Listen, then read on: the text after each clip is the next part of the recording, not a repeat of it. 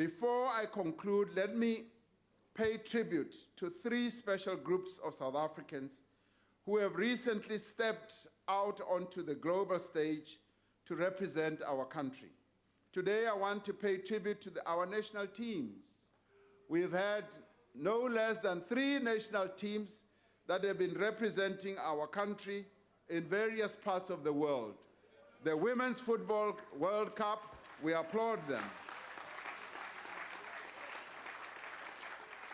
We also applaud Bafana Bafana, who are currently engaged in the Africa Cup of Nations. But we must also pay credit to our cricket team. Even though they have not done so well, we must pay credit to them. Now, I also want to applaud Sho Majozi for winning the BET Award. Now, in Majozi's words, he says, my story is testament. Yes, she says, my story is testament that you can come from any village where she comes from, in any forgotten part of the world, and still be a superstar that she is. For girls that come from where I come from,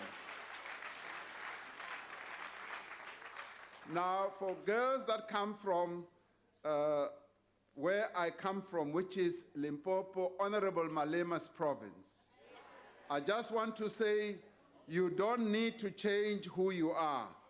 You can still be big, like Honorable Malema is almost big as well.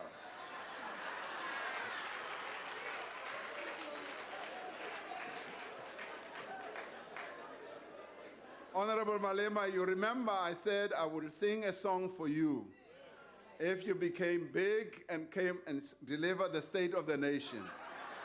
I am still practicing. Maybe one day.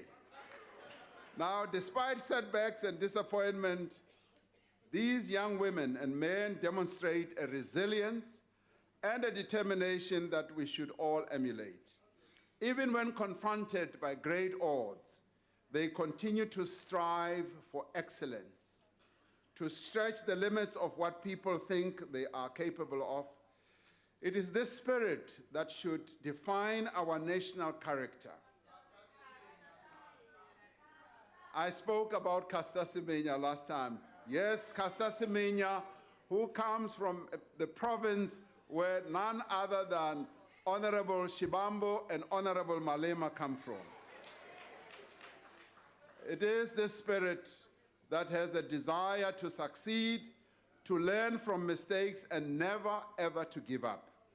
We should not force on ourselves a false choice between responding to our immediate situation and preparing to meet our future needs. The future must be built now.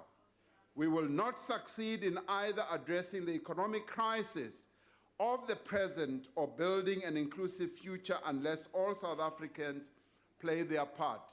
However much we may differ on approach, on ideology, the fact of the matter is we have only one South Africa that we must grow.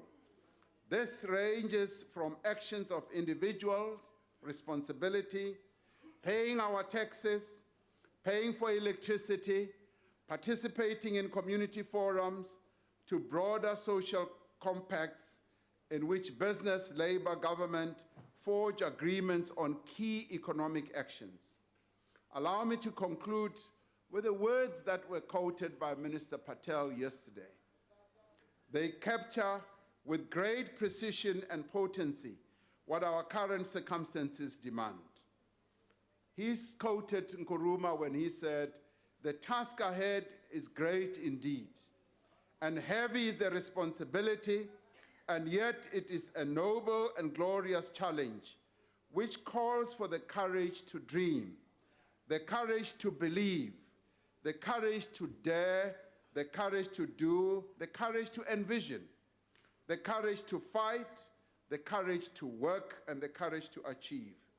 We have a clear plan for the road ahead, And this plan can be complemented and supplemented by really constructive solutions that can be contributed.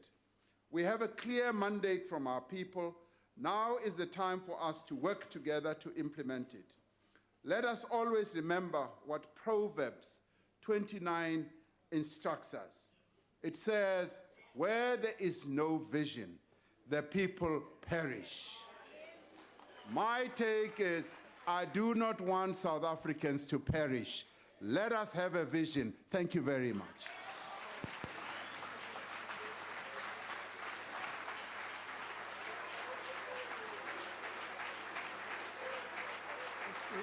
Please,